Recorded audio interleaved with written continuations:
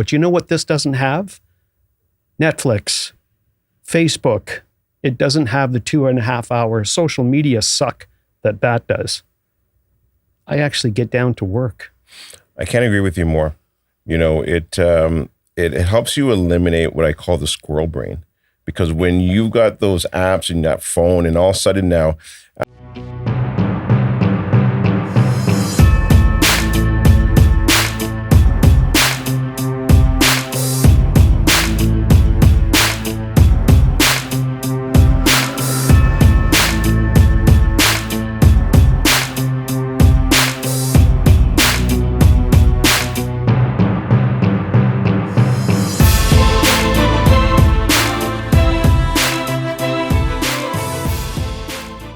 Mr. Ronn James, how you doing, my friend? Great, brother. Thank you for having me on. Yeah, listen, it's good to have you on. We ran into each other at Realtor Quest. Michelle Obama was in town. Yes. Sold the whole place out. It was wild. The motorcade. Yeah. But it was good bumping into you. And for anybody who doesn't know, you know, you were my coach for a good year, maybe a year and a half or so when I was with Kathleen Black. I've learned a lot from you. You're a wealth of knowledge. And that's one of the reasons why I've got you in here today, to kind of talk about your story, what you're seeing out there in the market. You know, you've been in this business now, what? 44 years. That's a long time, huh? Yeah, this is season 45. Yeah, 44 years, and you look 44 years old. It's the haircut, brother. I just cut the gray out. Yeah. That's well, listen, why don't we kind of jump right into it? You know, again, you know, you've been in this for 44 years. Yeah. You've obviously seen the ups, you've seen the downs. You know, you saw what happened in the late 80s, early 90s, and, you know, what we're seeing today, you know, similarities. So maybe kind of just dive into that, maybe a little bit who you are and what you're seeing now. Yeah. Back in the late 80s and going into the early 90s, I was blessed. I made my way onto a radio show. So the Q107 radio network, the rock radio, with the intention of buying advertising space for a real estate concept that I had launched with a partner. And I found out real quick that advertising is expensive. Like, they wanted $6,000 to write a script for 30 seconds. Right. And then that didn't include the airtime, et cetera. They said, you can't afford it. It's the story of most of my life. You can't afford it. You shouldn't play in this arena. You got to be this tall to ride the ride. But what they liked was the concept of what I was. I was real estate's most wanted. And basically what I could help you do is organize all the pieces, find you the realtor, find you the home inspector, find you the lawyer, et cetera, put all the pieces together and then overwatch the entire process. So that one kind of accidental, they put us on air as a gesture, really worked out. It kind of landed with the radio station. They had other shows under that particular brand. And they said, would you come on to this talk show or this talk show?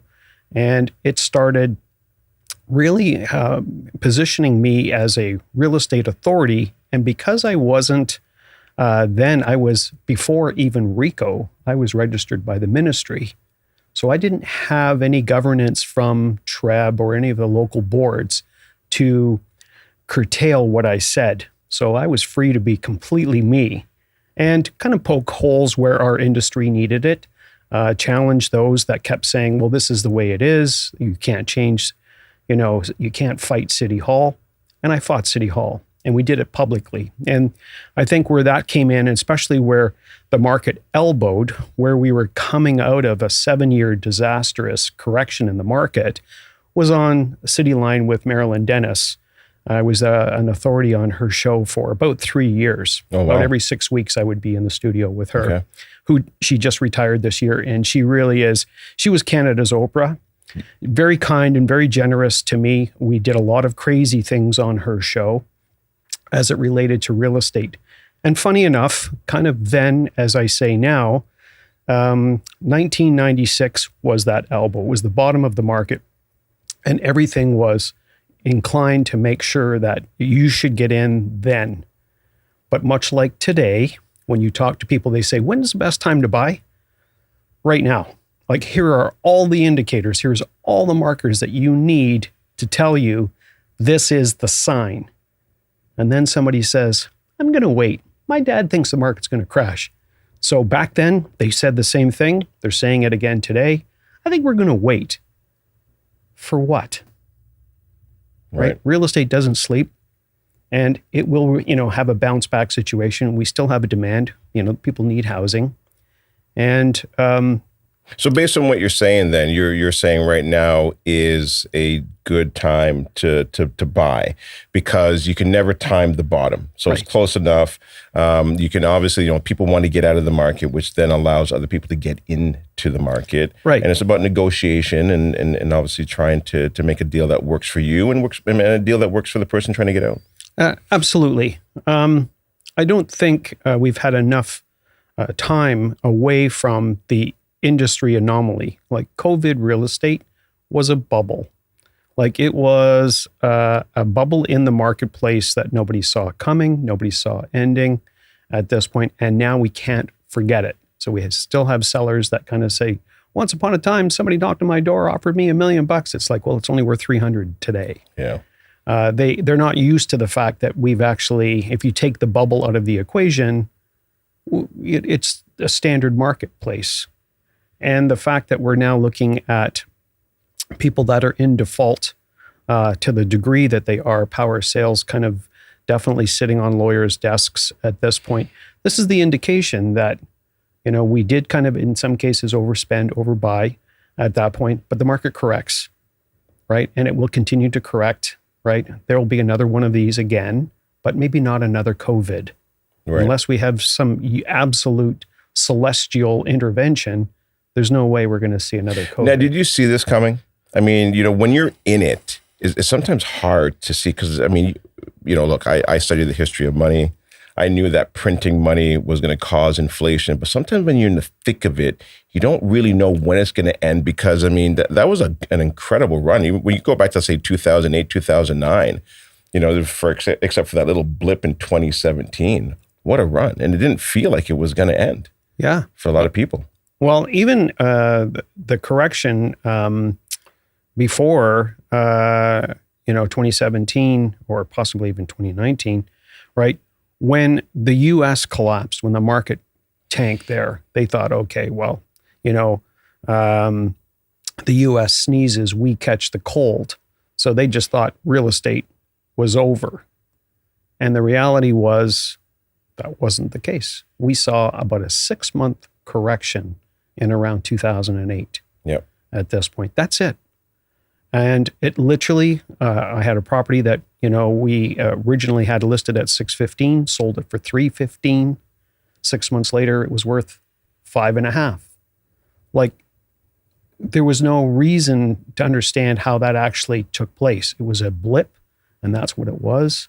And so much so, it doesn't even, when you talk to realtors about it, or even the people that were buying or selling houses at the time, they don't even remember it. Right.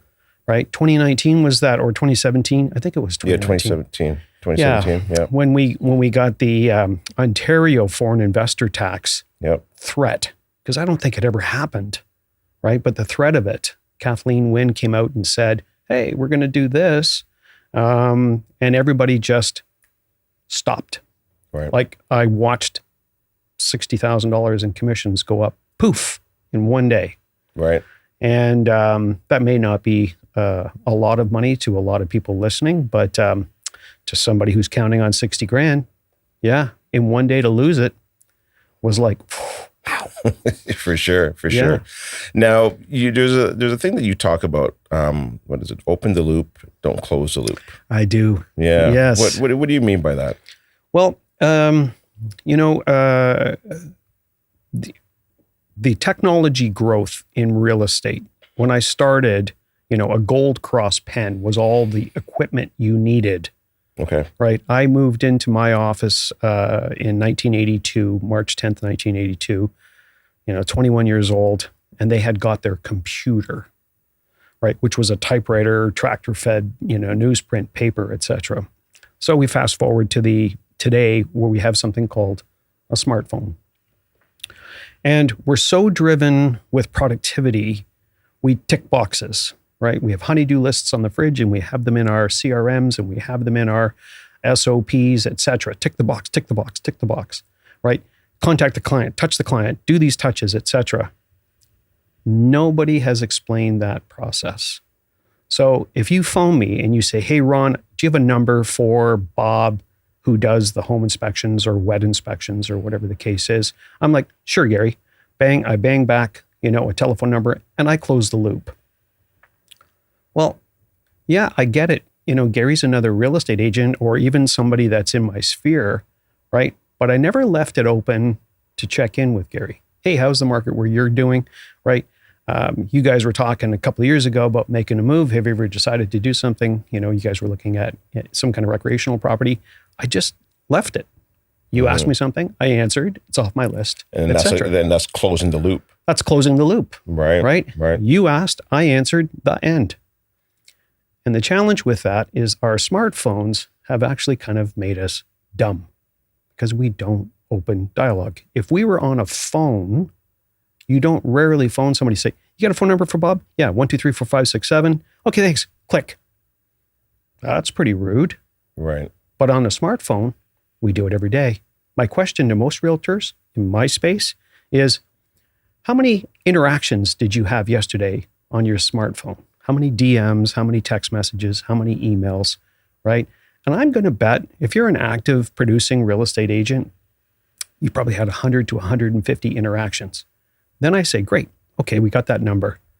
How many conversations, real conversations, did you have? And that's the showstopper. Right. And you know what? There's one of the things that we do in our team where we use Follow Boss. And if you call somebody and you don't get them, you create a task and saying, call, didn't get them. But that task now is keeping that loop open to then follow up again or to text them or to whatever it is. So you always want to keep that loop open no matter what. No matter what. That is where, it was interesting. I did a presentation at an office just around the corner from here.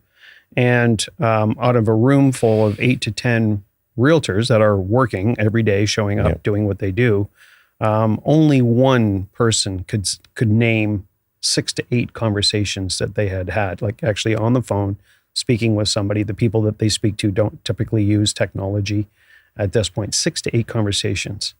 And I'm like, okay, how long have you been in the business? He's like, 40 years. And I'm like, those 6 to 8 conversations, he said, I pick up, like they're not moving, they're not buying at this point, but they know somebody. They ran into somebody, they did tomatoes with somebody just recently, etc. So they were calling me to let me know about their friend that they did tomatoes with that needs some real estate help. Right. And interesting, as he was telling the story, his wife, who is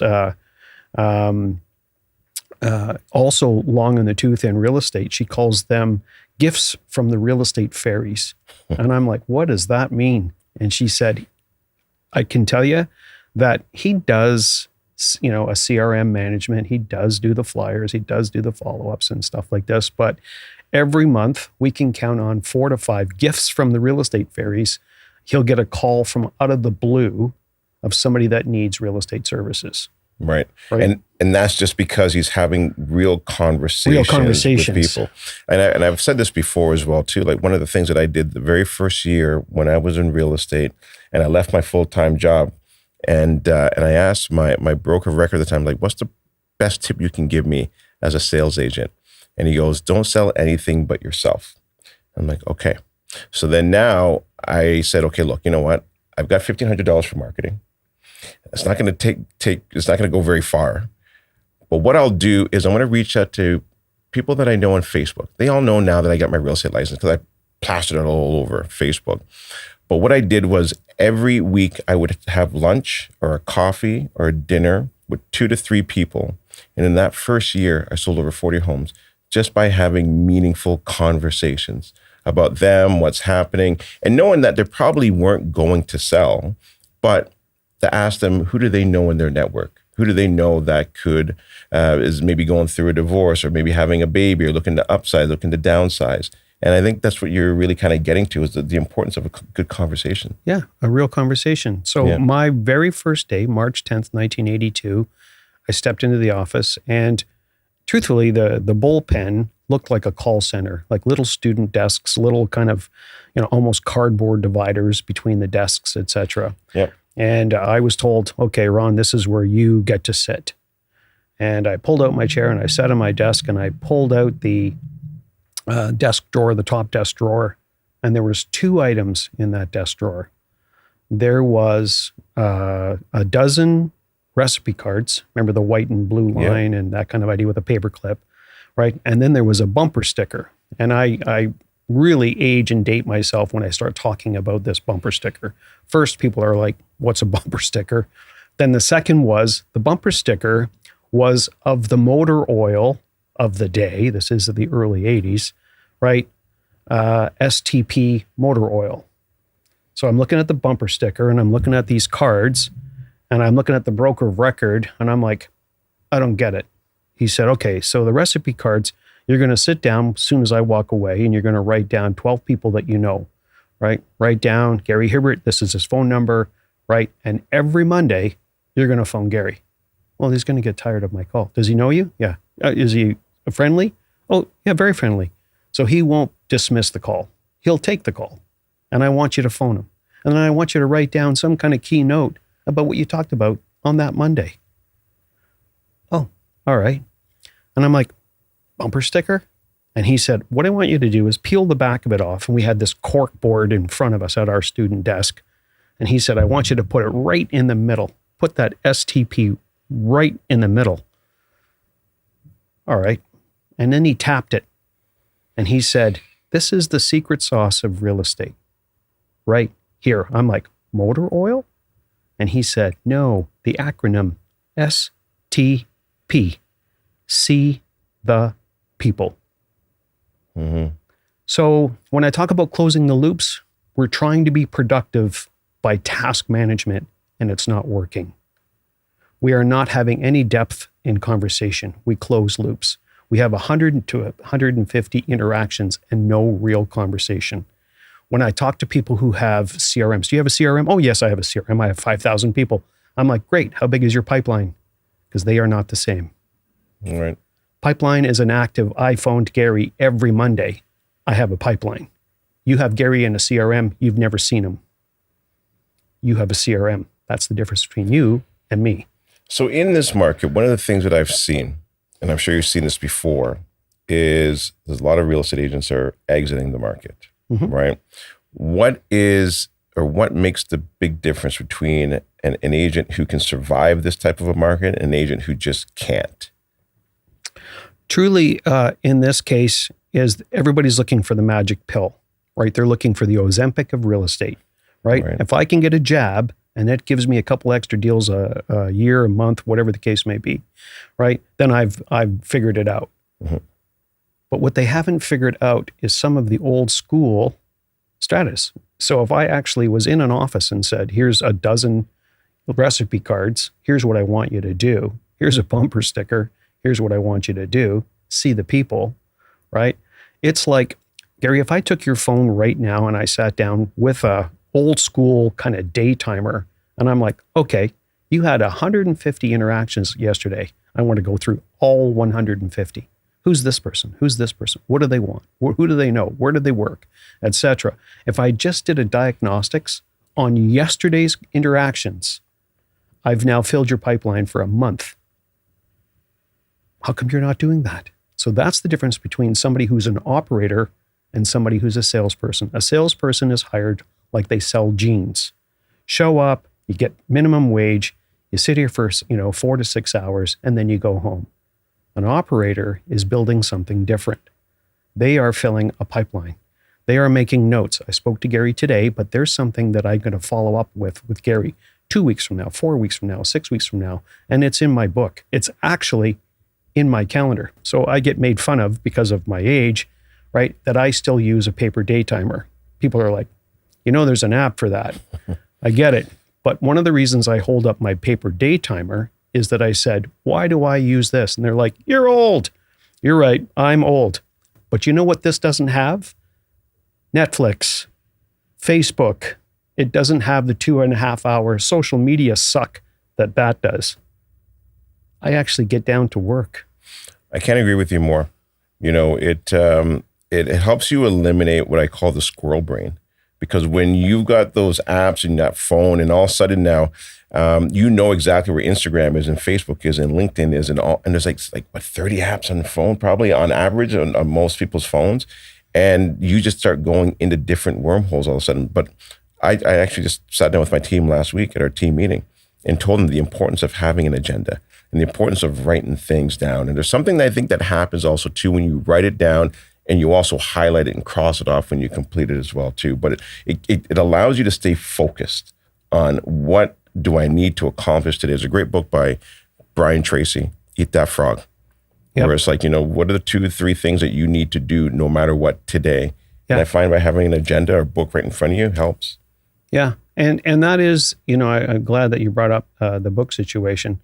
There, you could fill a library with realtor sales books that are so full of wisdom. It's like every Bible in real estate ever written, and there are many. And when I ask people what they're reading, it's usually like Clifford the Big Red Dog. It's like, you're not reading the right things, folks, for your business. Right. When you mentioned the writing side, I usually kind of do a bit of a deep dive on that. Do you know that the slowest 2-finger typer can type out 20 words a minute, right? Writing is only 12 words a minute, whether your handwriting is shit or good at this point in time. But the stickiness, the transfer from your hand in this action of writing to your brain makes this stickier. So if you were a student practicing back when you used to study the old way before you bought the answers online, right, you would just rewrite your notes from that particular module for studying. And the reason why they subscribed to that was it refreshed everything. It made it indelible for you for the exam, because you rewrote the notes. You re-energized the message of what this was when you wrote it the first time. So there really is something scientific to the fact that you should be writing this down. Looking at your book, and even to the point of the calendar, I also have another challenge that I throw out when I'm in groups of realtors, where I'm like, okay, let's look at Wednesday, September the 20th. What's in your book? What's in your appointment calendar? And it's, deer in the headlights. They have nothing. Occasionally there's a gentleman that'll say, 3:30, I got to pick up my kid from school. And it's like, did your wife write that in? Yes, she did at this point. Nobody has anything in for the 20th of September. Then I say, okay, tell you what, that was an unfair question. How many people here attend a gym, go to a gym fairly seriously, right? There's always a few hands that go up at that point. And I'm like, okay, here we are. What's Wednesday? Leg day. You didn't have to look at your book? No, you said it was Wednesday, so it's leg day. Oh, and then it's protein day as well. Right. And it's like, okay, so what about Tuesday? Oh, that's arm and back, etc. So they take their fitness routine and they have it dialed in. Then I ask, how much money do you get paid to be fit? They're like, nothing. It's a choice. Oh, you don't get paid for it and it's a choice, but you own a real estate business, a practice, and you don't put that kind of discipline into it. You don't know what you're doing September the 20th. Right. So they're not taking their business serious. Not taking the business serious. Mm-hmm. Difference between salesperson and operator.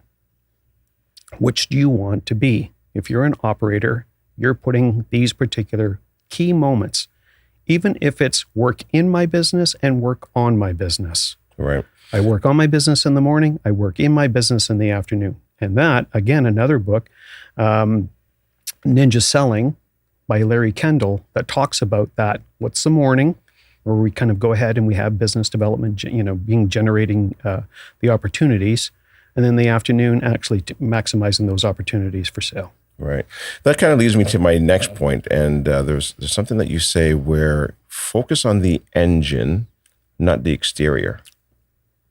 Yes. So I was about a year ago, I was actually doing some consulting work for Rebecca Mountain.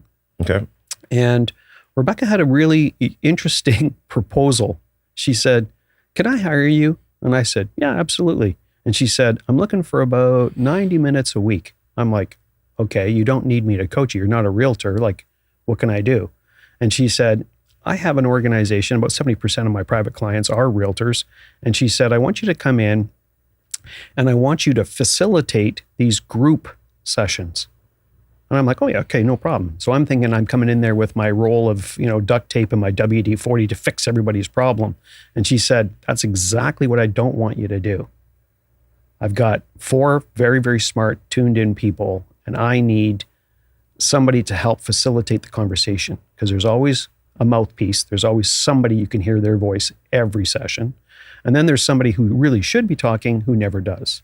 So I need you to kind of make sure that you moderate the class so everybody gets a voice, everybody gets heard, there's value in everybody's contribution. I'm like, great. And then she said, at some point, I want you to be able to take over these clients, and I'll have to teach you my system of how I work with this level of client. Yeah, sure, no problem.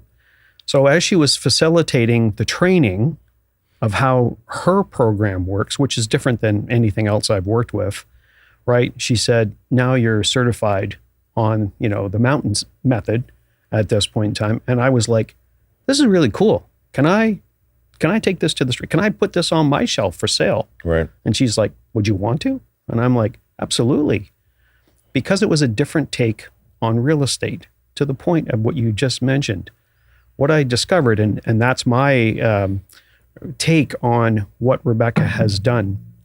Most of the coaching is fairly, you've had a lot of coaching, you've invested, and I'll tell you something, when you talk about your team, I should clarify for people that you do not have a team. You have an absolute ecosystem of education, not only for the people who work with you and the longevity of the gentlemen that, Quentin and Christopher at this point, nobody stays in a team like you've had that kind of loyalty. It's a revolving door in most cases. Ask anybody who's a team leader, even the good ones. They come, they go, they come, they go. You never have. And the reason why is you never designed it to be a team. You designed it to be an ecosystem of education, of support, of, specializing in the investor world, etc. They understood the mission. That's why they're still here. Well, I appreciate the shout out. Yeah. I appreciate that. Listen, it is really, having spent time with you and the gentleman in your group at this point in time, it's a different flavor, it's a different feel, etc. Yeah, it's not easy. It's not easy, but it's been a fun journey for sure. Yeah, and like I said, if you look at the years that you celebrate at this point, a standard team just would not feed value back to its members the way you have. Well, I appreciate that. And they've seen it. When you've done, seminars, when you've had people in, when you've done the tours of properties as an investor, et cetera, it's so many different layers above traditional, normal residential real estate. Well, thank you. Well, we got 30 seconds left. If we were to end this off with the best advice that you can share to somebody who's listening, maybe a real estate agent, what would you say to them who's maybe kind of struggling at this point in time and they're really trying to get things going for them? Wonderful. Figure out the question of the day. Either use AI to do it, but every time you have an interaction, one of the 150 you have on there, add one question to close your text, email, or DM. Just some random question to see if you can start a fire of conversation. Awesome. That's a great way to end the first show. We got a second one coming up, and we're going to talk about AI, and we're also going to talk about working with real estate investors as well, too, in this particular market. So, Ron, thanks very much. Pleasure. Thank you so much for having me on.